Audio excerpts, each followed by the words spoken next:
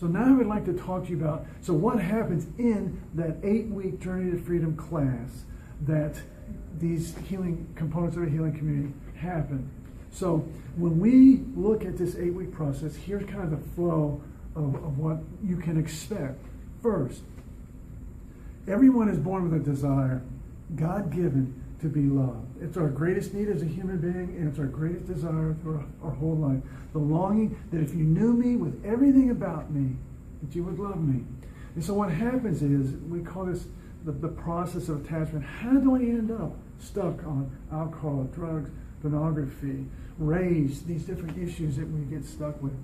Is when skepticism invades our soul, that desire will ever be met, it leads to despair. That emotion, we call emotions energy in motion. And so it is going to surface in our life. So we turn to food, we turn to alcohol, we turn to drugs, we turn to pornography, we turn to just any kind of dysfunctional choice.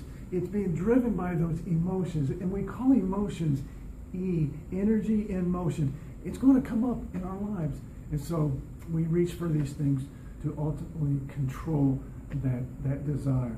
And so what happens is, over time, we become an alcoholic, or with drugs, or with pornography, these issues, they become an issue. So the first thing that we try to do is just repress it. And repression is out of sight, out of mind. But it's like holding a balloon underwater. It's only going to last for a short while. But the second path that we choose after repression doesn't work is we just try to reform ourselves. I'm going to fix myself. And what we do there is we transfer from one addiction to another, or just one obsession to another. We haven't really changed. But in Journey to Freedom, we introduce them to a whole new path. And that is the path to transformation. The definition of transformation is freedom. And the definition of that is God does for me what I cannot do for myself. The most powerful force in the universe is grace. The grace of Jesus Christ working in our lives. So, how does Journey to Freedom, this 8-week process through this book, bring about this change? I wrote the book based on James Prochaska's book, Changing for Good.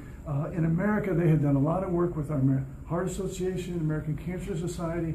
They were kind of a revolutionary discovery of understanding that anyone attempting to change any aspect of their life, whether they're trying to get off crack cocaine or heroin, or they're just trying to change their lifestyle and quit smoking and lose 10 pounds, it doesn't matter.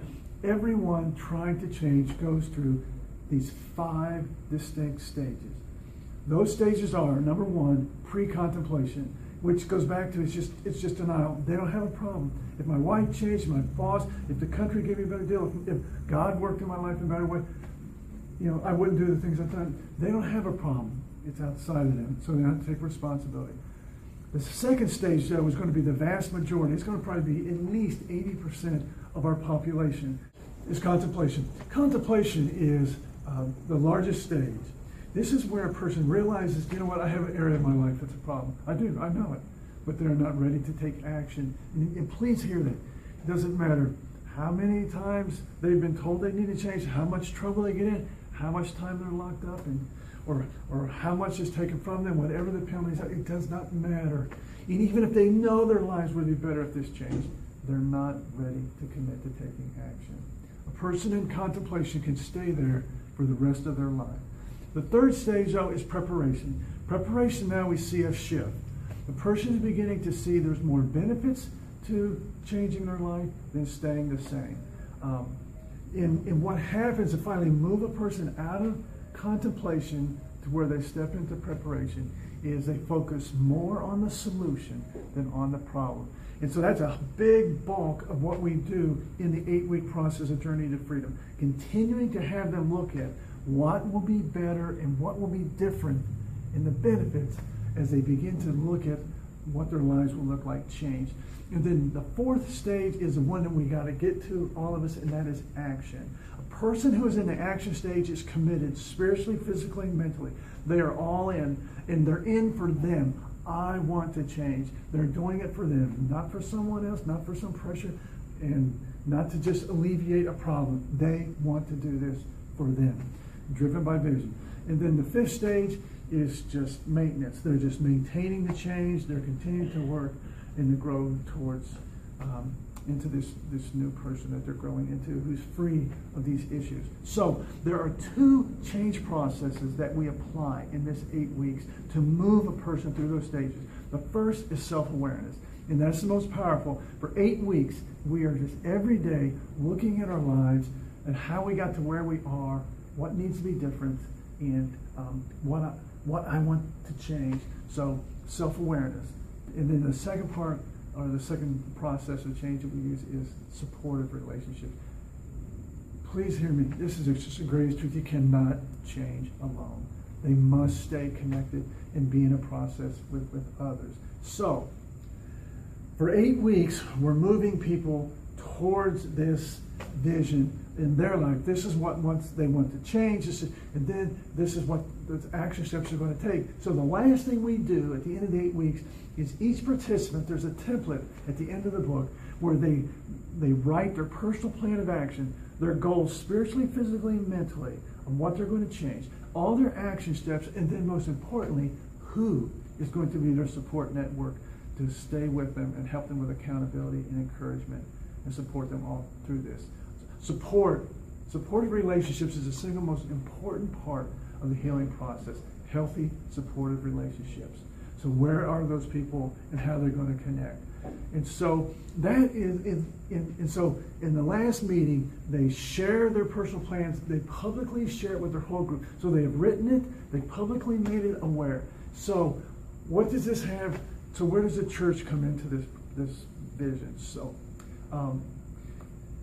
when these people go home, it's the cities that we work with here in America and over in Ukraine and in Europe, Central America, it doesn't matter, wherever they are, we have, when we go home, when we go back to the communities, when we go back to our lives, that's where our recovery really has to happen.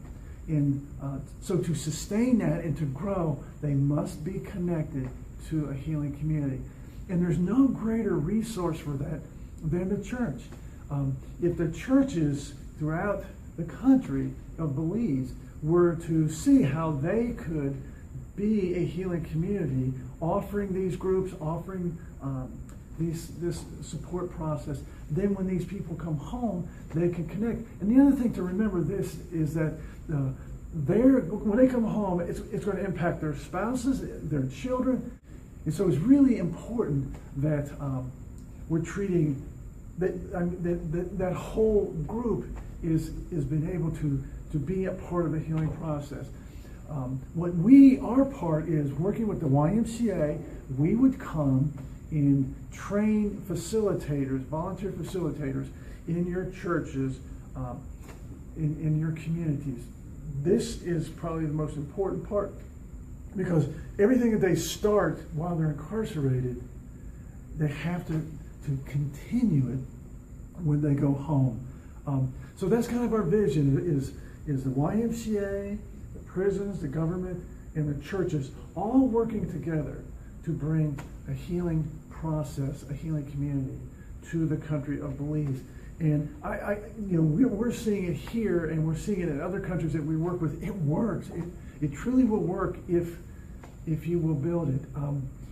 The knowledge and the ability to lead these groups, we can pour into you, because that's what we do. But you have the space, and if you have that vision, collectively and collaboratively, we can truly make a difference for God in these people's lives and in their families and in our communities and ultimately in our countries. So God bless you and thank you, and I hopefully look forward to meeting you sometime.